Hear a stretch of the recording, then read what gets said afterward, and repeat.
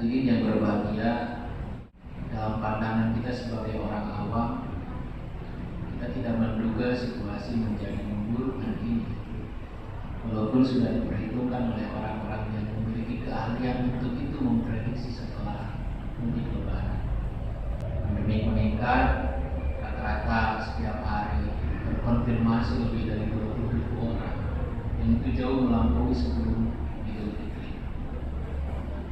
Akan tetapi sekali lagi sering saya ingatkan, kita jangan putus harapan.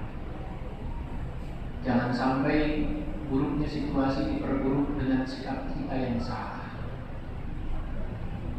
Dalam perintah sholat Jumat ada satu ayat yang menggambarkan bagaimana yang harus kita lakukan setelah pulang dari sholat Jumat.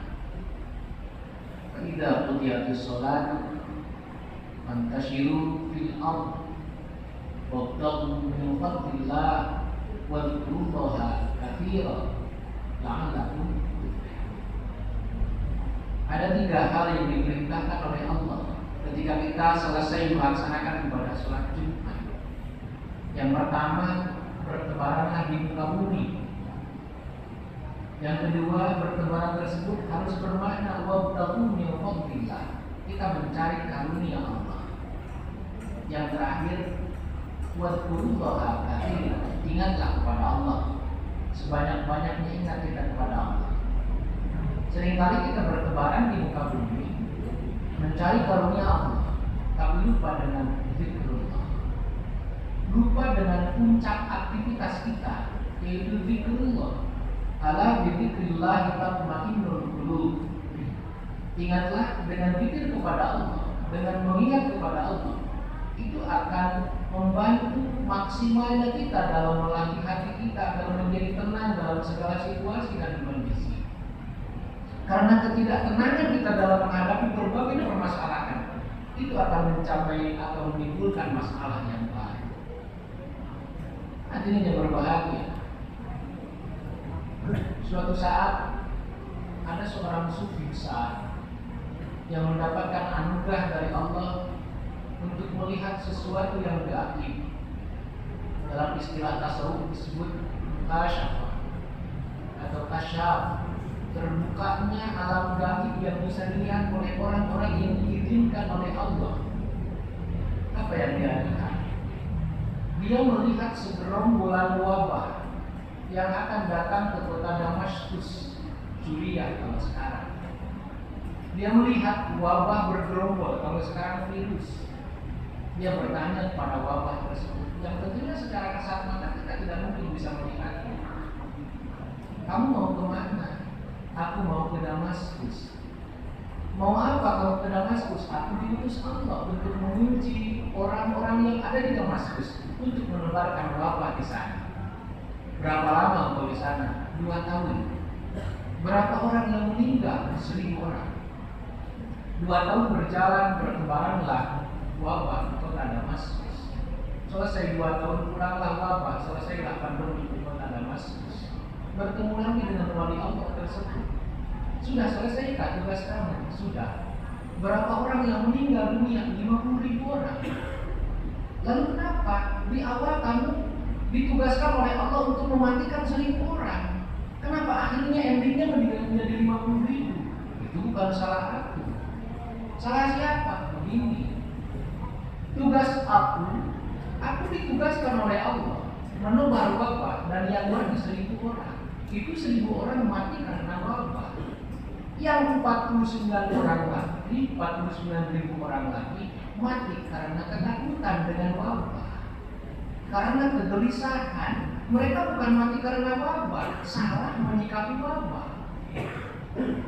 Artinya di sini betullah kata-kata Ibnu Sina. Ibnu Sina pernah mengatakan bahwa al-wahmu nisfudda, kegelisahan, kepanikan adalah setengah daripada penyakit. Al-itminanu nisfuddawa, ketenangan adalah setengah dari obat.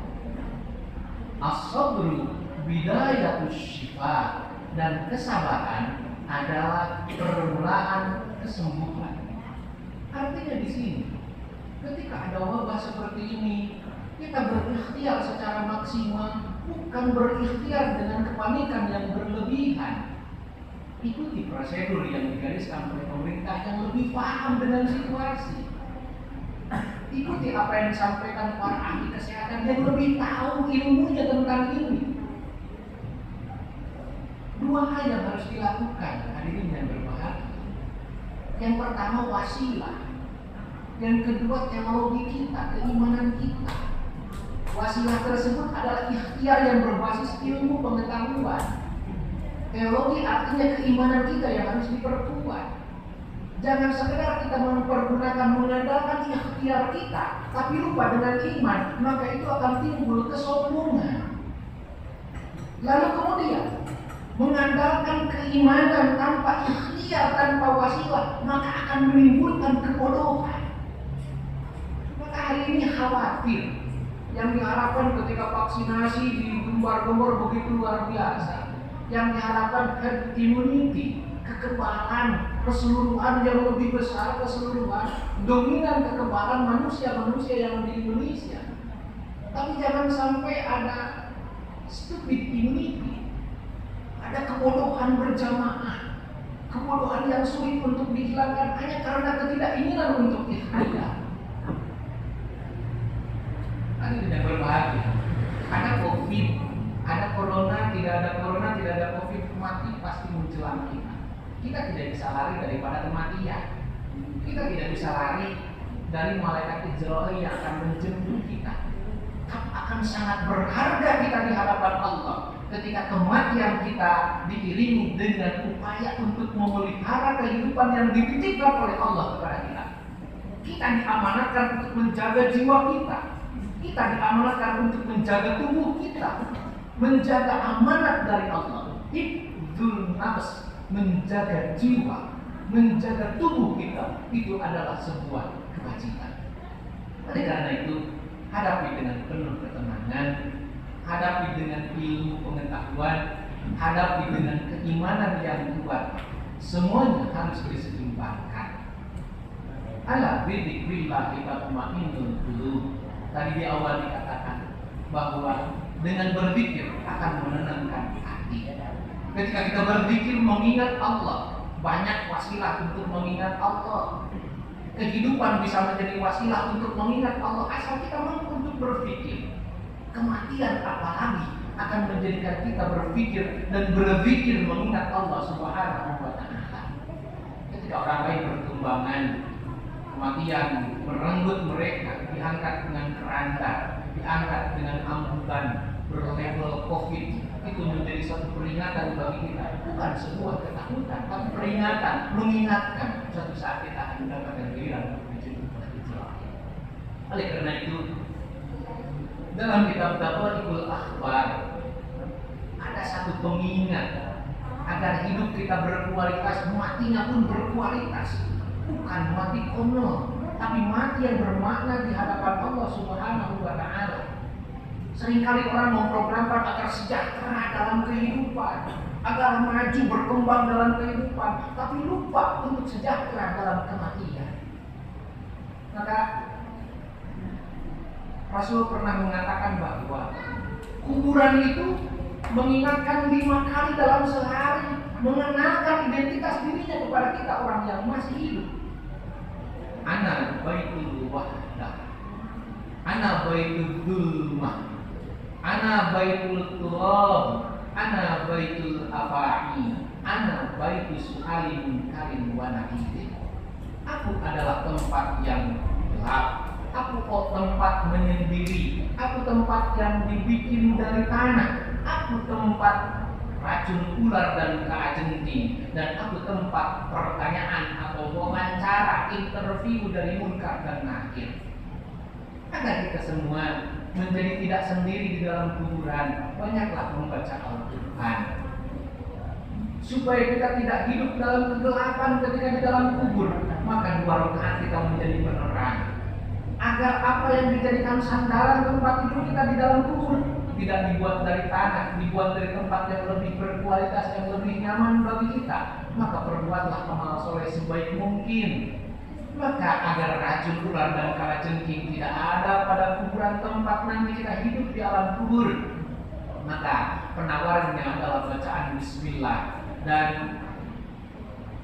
terulainya air mata ketika kita bertobat kepada Allah Subhanahu wa Ta'ala. Dan terakhir, agar kita mampu menjawab apa yang ditanyakan oleh Munkar dan Nakir, maka kita berbanyak berzikir la ilaha illallah. Karena akhir kami la ilaha illallah dakhala jannah. Barang siapa yang akhir ucapan kalimatnya mengucapkan lafaz la ilaha illallah, maka dia akan masuk surga.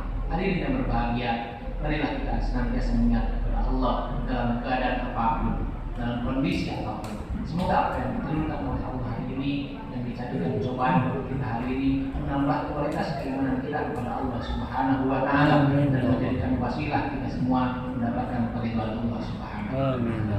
Barakallahu fi wa lakum fi kitabil karim wa nafa'ani wa iyyakum bima fihi minal ayati wa dzikril hakim. Wa taqabbal minni wa minkum tilawatahu innahu huwal ghafurur